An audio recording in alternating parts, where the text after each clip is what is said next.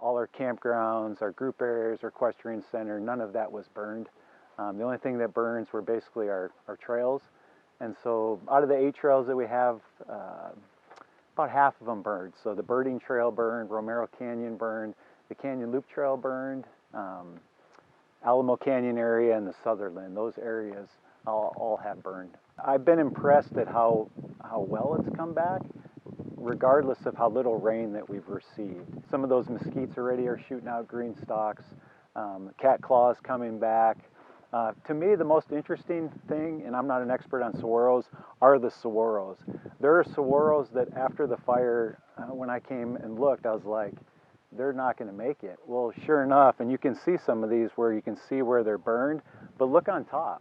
There's flowers and there's fruit. We're looking at saguaro cactus, Sonoran desert vegetation behind us, which is not fire adapted typically.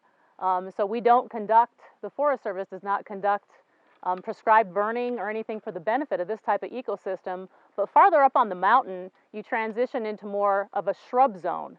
And a lot of these shrubs are adapted to fire, and they respond by resprouting. And a lot of that is based upon what kind of root reserves they have in the soil. And so we've seen some very positive responses in vegetation because those plants had a decent winter in 2019, 2020, and so some of them have responded quite well. The regrowth of a lot of the grass vegetation did not occur, and so there's still an accelerated potential for flooding. And what they're saying is 3 to 5 years is likely for this area to fully recover.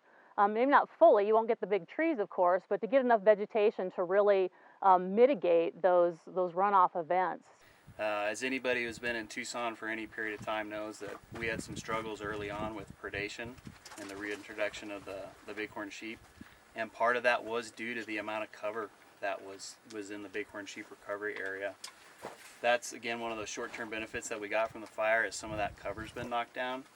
And the natural adaptations of the bighorn sheep to be able to use their vision and the terrain to avoid predation has been enhanced short-term by some of the fire that's moved through there.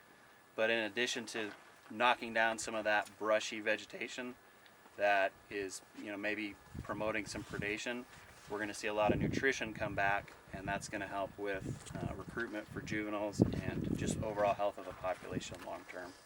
Overall, the mountain's adapted for fire. The plants and the animals are adapted for fire. It's a natural event, and we're looking forward to seeing some of those long-term benefits from it.